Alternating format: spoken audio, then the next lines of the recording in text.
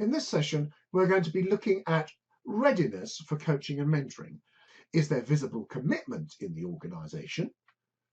Is the organisational culture supportive of the idea of mentoring or coaching?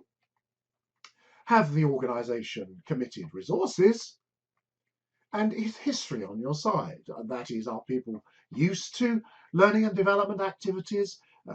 Are they confident about them? Do they recognise that there are certain people within the organisation who value learning and development?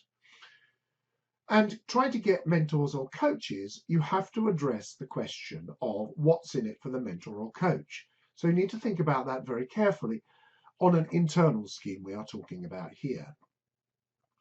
What are the core motivations of the people that want to participate? And very often people will say, oh, I want to give something back.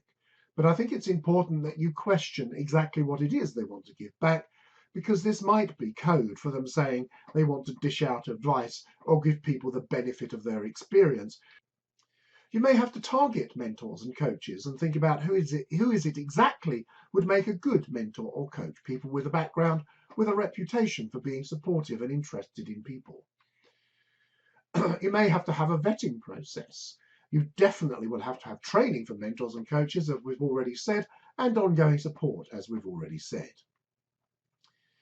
There is such a concept as the mentoring or coaching way, and this is like a kind of cultural thing, and it's where in an organisation you can kind of test to see if the organisation is really ready for mentoring or coaching, and that is that they take people seriously. They have mutual respect for people, that they are good at listening and questioning, and they provide support as well as challenge for people. They don't just challenge people without supporting them.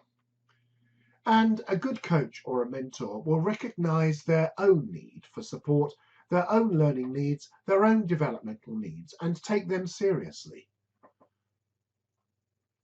And they will recognise and acknowledge that other people have skills, experience, and knowledge. An important thing to remember in the coaching and mentoring way is that the coachee or the mentee is an expert in their own life and work, and a good mentor or coach will recognise that. The coaching or mentoring way is about building an environment of trust. So readiness as a mentor or a coach. So we've thought about the organisational things, now as the individuals. So a potential mentor or coach may talk in terms of, for example, giving something back to the organisation, which I mentioned earlier, making a difference, changing things. And they may ask if they have the experience and the qualities required. Now, this is an interesting and good sign, because it means they are questioning whether they are a suitable person. And they will want to know what it is they are supposed to do, and who with, and what's involved, and what's the time commitment. So these people will be genuinely interested, and these are signs that they may be ready. They may have concerns about how their manager may view the idea of them becoming a mentor or a coach. And how does mentoring or coaching fit with the organisational politics and policies that are going on at the time? It's important that the mentor or the coach is aware of those, and they recognise their own need for supporting change, as well as I said earlier, in learning and development activities. And they encourage others. And they also recognise that there are tensions within an organisation, but they are not a barrier.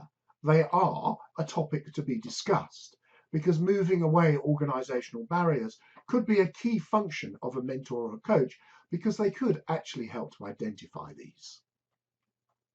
They're socially aware of social dynamics and social politics within the organisation. And they have a skill set already of listening, questioning, holding conversations with a purpose, purposeful conversations. And they have a commitment and a genuine interest. These people have the potential to be coaches or mentors within the organisation. And they have well-developed interpersonal skills. They are good with people. And that's also an important consideration.